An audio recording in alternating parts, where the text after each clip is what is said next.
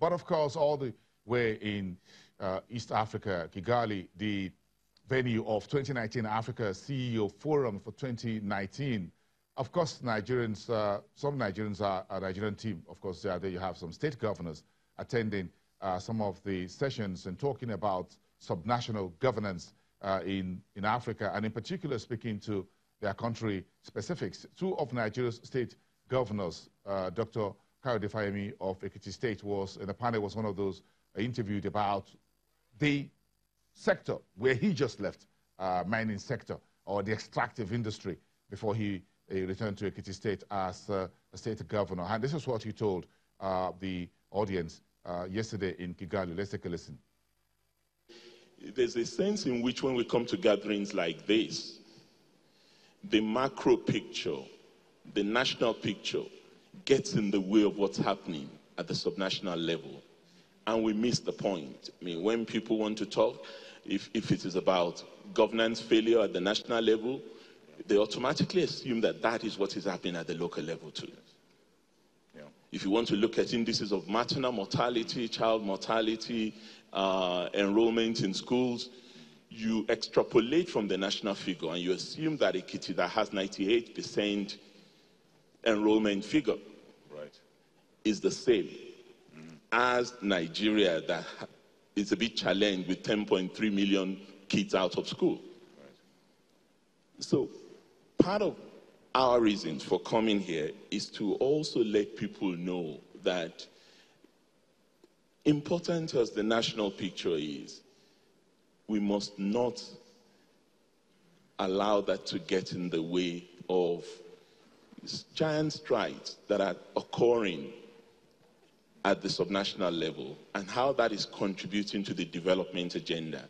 The development agenda for Western Nigeria Commission, the Dawn Commission, which you spoke about, started in my first missionary journey. I was governor a few years ago, then I got kicked out. Right. And I've just only returned 5 months ago. And we came to a point in which we realized that operating as individual states, whilst it may fuel our ego and may give us a sense of importance as governors, it doesn't necessarily help to accelerate the development agenda. So just like BREST did, we came together looking at economies of scale, what is being done better, peer reviews amongst ourselves. Is it education that Ekiti is good at? How are they doing it? Is it agriculture that Oyo is doing well? Is it healthcare that Ondo is known for? What are the lessons we can draw from that? How can we work together on it?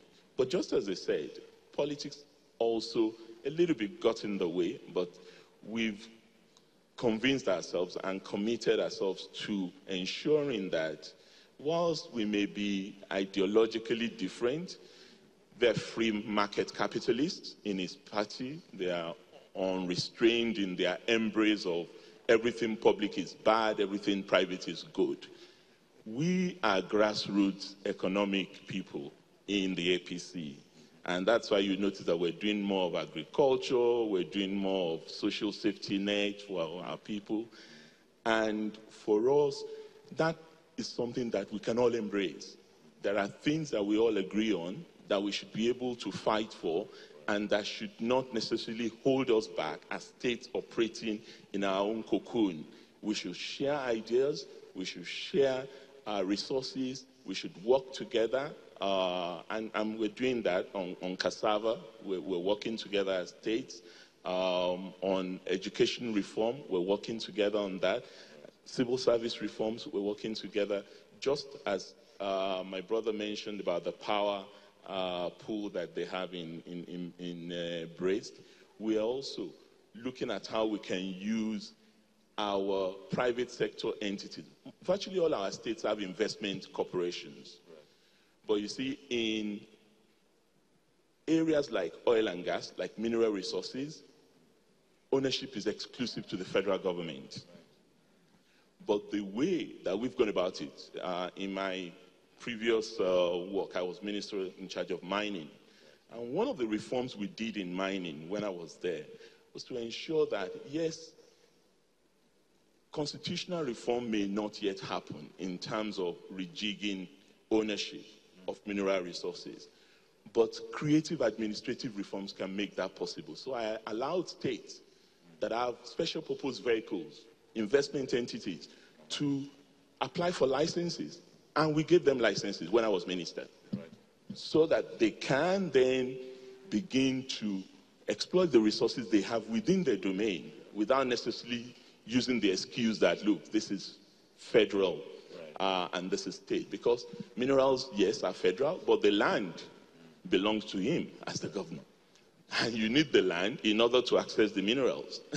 So you need both.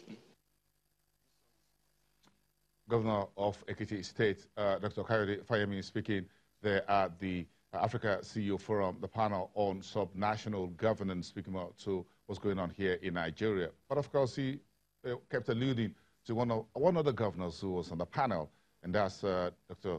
Seriake Dixon of Bayelsa State, talking more about restructuring. Of course, his state is one of those states in the Niger Delta that's got the land from where some of Nigeria's oil and gas have been extracted from. So as you would expect, Seriake Dixon spoke more about restructuring Nigeria's economy in favor of the resource-based state government. Take a listen. This is a very fundamental issue.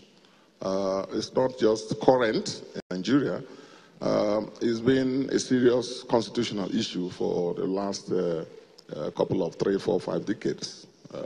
Almost going to the foundation of the country. I mean, a number of us believe that our country is not properly balanced. Our country, as presently constituted, does not promote productivity. That is a conversation that we've been having back home. It's not something I would like to say much here. It is the issue of what we call restructuring in Nigeria. It's termed restructuring, which is an attempt to go back to the original founding principles of our country by way of a constitutional reform that will free the regions, that will free the states, that will free the people of Nigeria from the structure that is over-centralized. For example, my good friend talked about the initiative which he pushed, and I'm not surprised that he did it. To take somebody like him, because I know him, and his beliefs to push through that initiative by which if a state has solid mineral deposits within its territory, that state should be encouraged. And that was what he did. And he wasted no time in granting licenses and leases. But as my good friend knows too, that is not the case in the case of oil and gas. My state has more gas resources, gas reserves than any other state. The story of Nigerian oil and gas started in my state since 1956. But when you go to the constitution and the legal regime that we operate now, as he rightly said, true ownership is vested in the center. Now, if I want to use leverage on the abundant gas resources in my state to generate power, to drive industrialization, we are now building the Eco-Industrial Park, for example. There's no reason why from my state alone you can stay in Bayelsa and produce power for the entire Nigeria and even for export. It's possible. But then we have no control. We don't control the policies. If I need power even to fire the gas plants that we have, I need permits, loads and loads of bureaucratic permits going up to the president, who in this case even doubles as petroleum minister. So we have major challenges, and the issue is the country and the legal framework as presently constituted is inimical to the growth, accelerated growth of the states, and therefore of the country. Because the country itself can only grow when the states are growing. So we would like to free up this process. And you ask, can this happen? Are we optimistic? Yes, we had some optimism, right, because the ruling party, which he belongs to, and I'm not surprised that it was there in their manifesto in the 2015 general elections. So there was a lot of expectation and optimism arising from their control of the National Assembly, both chambers, and their control of majority of states, that we're going to have that. But unfortunately, that has not seen the light of the day. But I must give them credit, as I've always done, but at least they had the presence of mind to talk about it, and they went as far as setting up a committee chaired by another colleague of ours, who recommended that that was the right way to go. Now we've been through an election. I mean, we know there are different concerns and different reactions across the aisle, in respect of the outcome. But that's a conversation we will have back home, which we are already having. So we are quite optimistic. This call for restructuring will not die. And I know that all those who mean well for our country, who mean well for a stable, equal, balanced, progressive, productive Nigeria will support that. So we're quite hopeful that that will happen. Thanks, Governor. The Governor of Bayelsa State, Seriake Dixon, talking about economic restructuring and the challenges of oil and gas licensing in Nigeria. That's all at the Africa CEO Forum 2019. We have more of that in our bulletins ahead. But let's remind you the big story for this week. Of course, everyone expected that the Central Bank of Nigeria, led by Godwin Emefiele, has handed the country temporary, that's what it was called yesterday, temporary monetary policy easing, meaning things could change moving forward. That's cutting the headline interest rate by 50 basis points or 0.5% from 14% to 13.50%. That's bringing to an end, at least to a halt, as it were, the near 2-year cycle of very tight monetary environment in Nigeria. According to the MPC communique, which was read by the central bank chief, the monetary policy easing came on the back of the slightly improving macroeconomic environment since 2018, looking at the GDP for the third and fourth quarter of last year. The temporary price stability that we've seen since 2019 started, and increase in credit to the private sector, which we're talking about 6.4% in the quarter under review. All of that, of course, motivated the 6 members of the 11-member committee to vote in favor of 50 basis point cut. 1 member actually thought the rate cut should be 100 basis points lower. None of the members voted for a hike, and at least about 2 members voted for a hold. 2 members actually voted that the policy rate be retained at 14%. Then, what are some of the highlights of the briefing? Nigeria's credits to the privates or to the government keep increasing, outpacing the private sector. Look at the figure, that's 17.2%.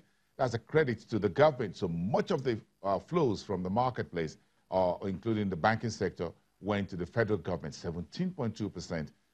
Year to date, and you look at a credit to the private sector, a very small 6.41%.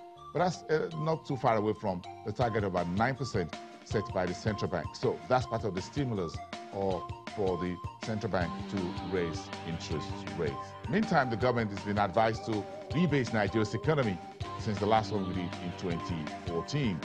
And of course, to fast-track a number of policy issues that will help the economy in terms of job creation and diversification. Come back with us after the break. We're going back to the marketplace.